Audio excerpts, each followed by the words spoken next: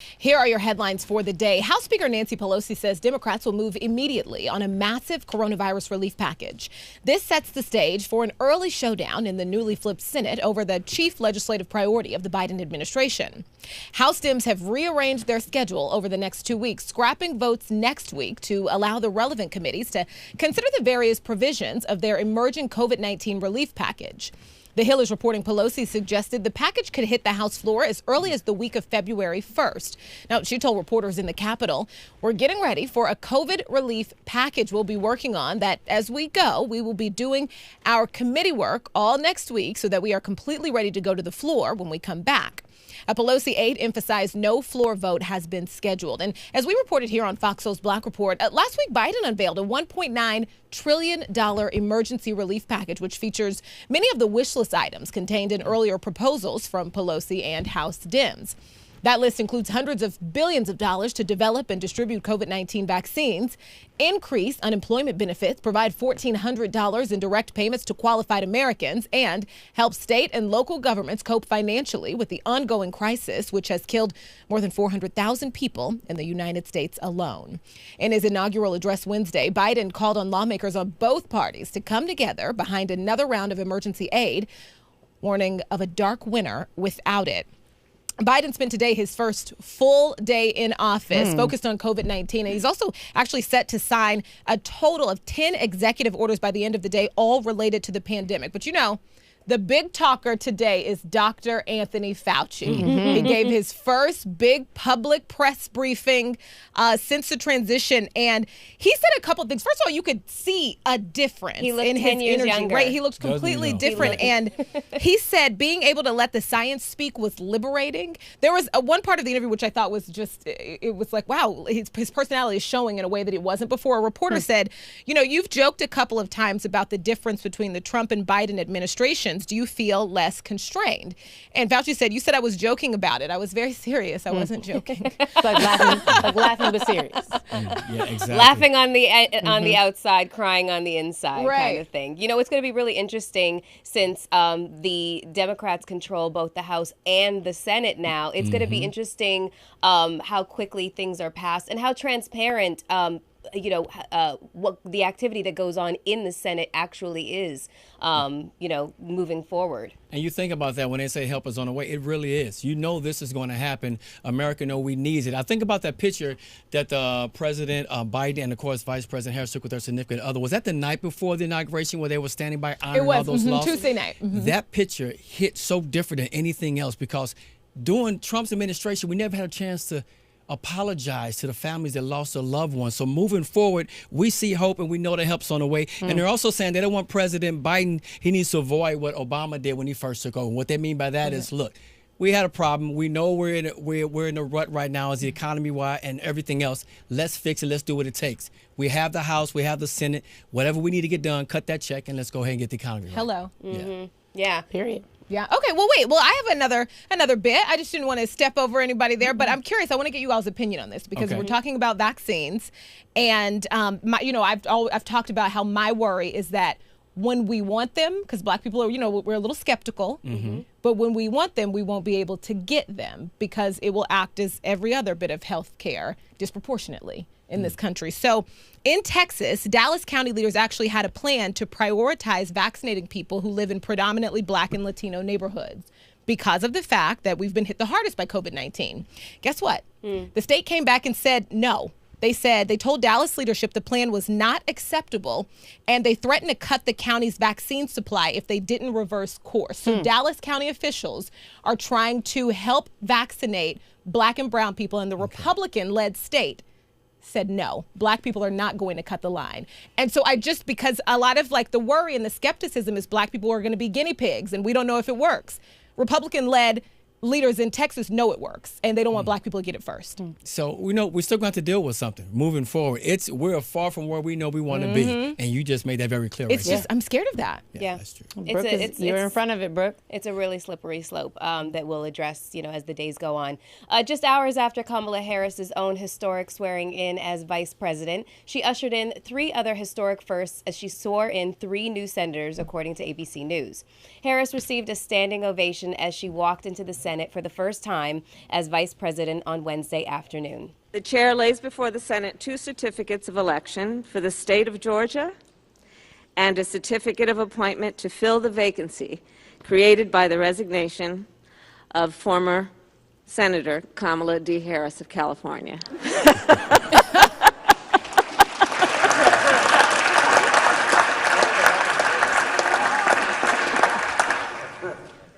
Yeah, that was very weird. Okay. Oh, I love her so much. Moments later, Harris swore in her successor, Alex Padilla, to take her old Senate seat.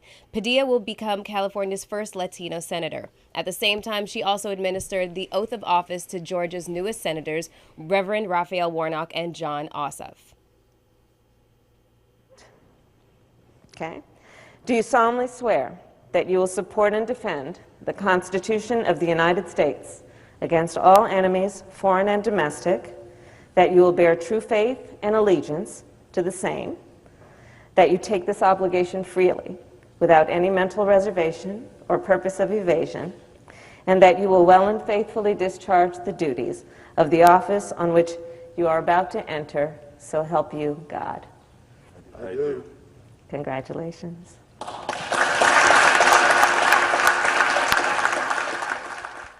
The moment the men were sworn in also marked the moment Democrats officially took control of the Senate. With Kamala Harris becoming vice president, the Senate no longer has black women representation, which hopefully we're going to be able to change, within the next coming months or, early next year or whatever the case is. But I don't know. What do you guys think? I mean, I'm so happy that I'm just overjoyed. I'm still overjoyed about yesterday. There's so many moments that we captured while we were discussing the inauguration and all of the guests that we had on the show. But it still is just, it's tickling me just to see her on the Senate floor being the leader of the Senate. It's, it's crazy. It's also just really a historic moment. Kamala bringing in Alex Padilla, who's going to be California's first Latino senator. On top of the fact, it had to be bittersweet too. Like the little moment where she laughs. I like how she was, light about it, but it's also like her former seat that she's, giving up. And then also the fact it had to be bittersweet as well because we wanted a black woman in that seat. So I'm sure she had like a lot of emotions going on. And then also the Democrats, we're taking over now. So I'm sure it was just so many things just going through her mind. So I love that video right there. Yeah, there's a lot of emotion about the election, and even saying that because they realized how powerful the black vote really was. Absolutely. You think about it. You think about how we flipped Georgia. After so many years, we made that happen, and we made history. So we have a lot to feel comfortable and be happy about, but at the same time, we got to keep grinding because we know 2 years from now, they're going to try and get those seats back. So now that it's like now that we in it, we can't lighten up. We got to keep pushing harder, man. So I love that you pointed that out. I hadn't even thought about that. The four of them standing there, Padilla, Ossoff, Warnock, and Kamala Harris. Yes. All of that is proof of how powerful our vote is. And did you guys see the photo that they took outside? It was Padilla, Ossoff, and Warnock. They had a really nice photo that they took outside of the in D.C. yesterday. I haven't seen it. It was on Twitter. I'll send it to you. But it was a really nice, wholesome photo. I liked it. Yeah, send that to all of us, please. I will. All right, the leaders in the Senate are switching places, and Senator Charles Schumer becomes majority leader, and Senator Mitch McConnell becomes minority leader. The two have a rocky relationship, and few observers would predict a warming trend. Now, when asked about the relationship, Senate Majority Whip Dick Durbin said Wednesday it has to go nowhere but up. That's the only place they can go. Other senators are expressing hope that the Senate will become more functional under President Biden, who served 36 years in the upper chamber before becoming a Barack Obama's vice president. We know there's bad blood there. We understand that. They're both hard when it comes to making their decisions. They're stick strong to it. And we also understand how McConnell would kind of push him to the side when they were making decisions before. He wouldn't embrace him, let him be in all part of the process. Push him to the side. Is that a nice way of putting it? Yeah, exactly. It's a very polite way of putting it. Yeah, he would do that. Now, is Schumer going to be the bigger person this time around and say, look, we have to work together as a team? He shouldn't.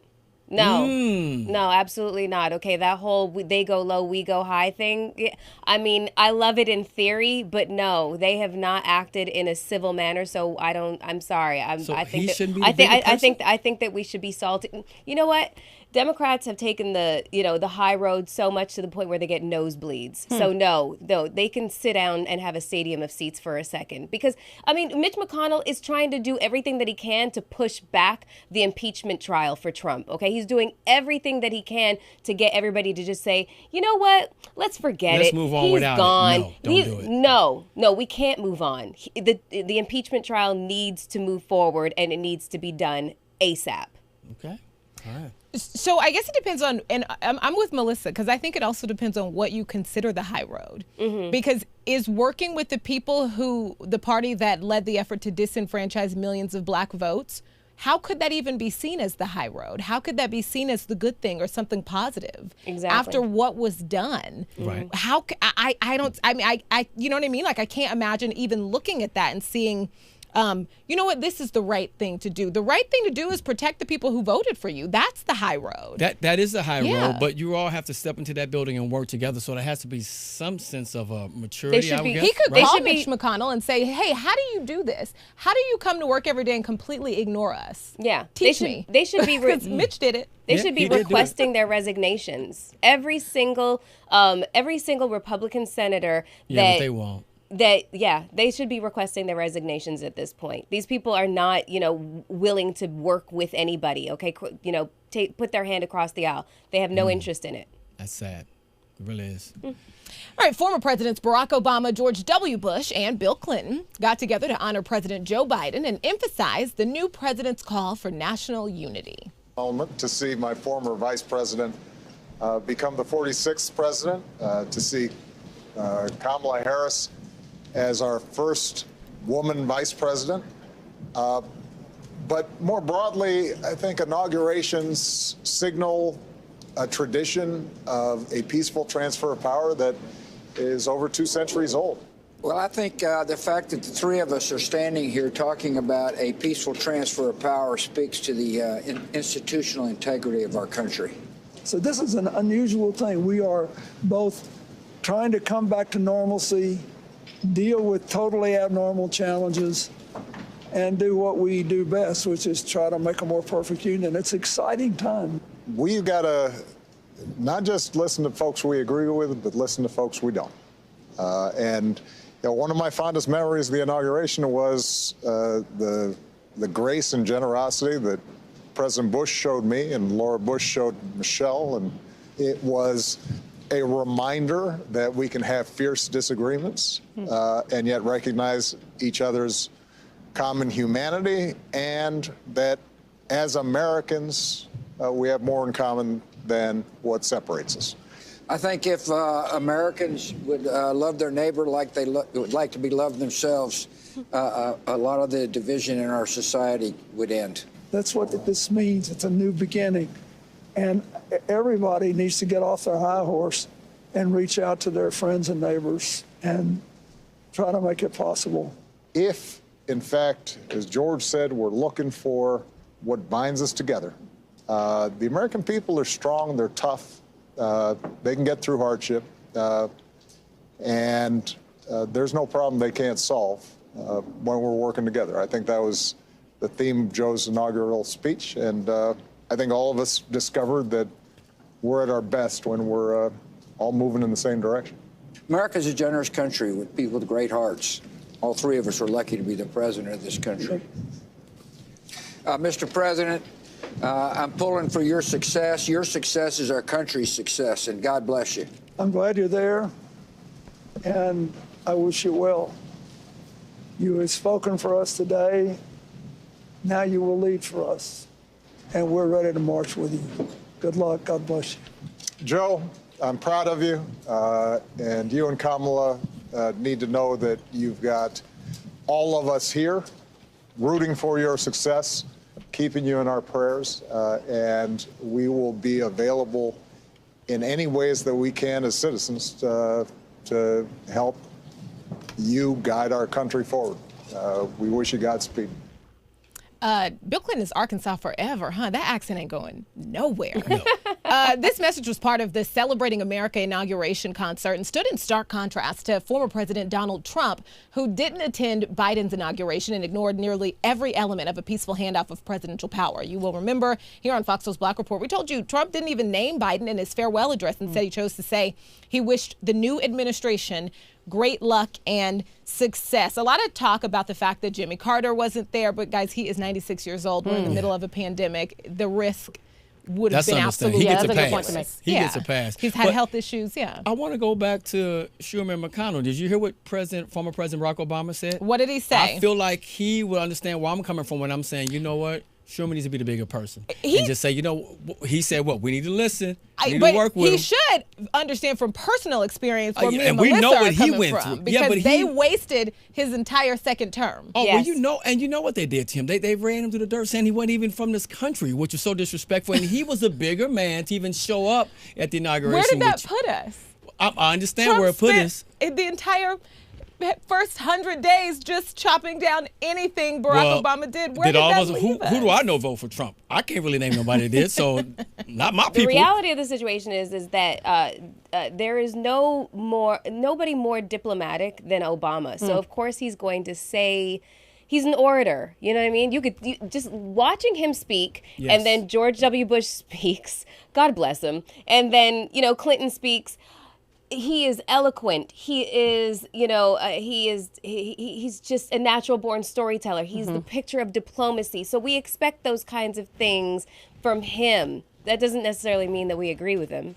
Well, I don't know how this bromance, and I'm calling it a bromance, like not to be disrespectful, but the three of them, I don't know how they came together, but I absolutely love it. These are three of America's most popular and loved presidents, scandals aside and things like that. But these are three presidents that are, well respected. And I just wonder what, Trump is thinking, because he has to be furious that he's not involved. Yesterday when we were talking on the inaugural show, Claudia Jordan was telling us that Trump wants to be involved, So for him to be excluded from this, I don't know if that was his choice. Yeah. I know, but I just know that he has to be furious that he's not involved. He got to be mad at himself. But he's the one that chose not to come. I agree with Demi though, because it is like a kid who doesn't want to ask, but then wants to be invited, but then doesn't want to go, and so you're just mad all around. You know what I mean? Like me, I'm that person that even though I'm not going, I still want to be invited.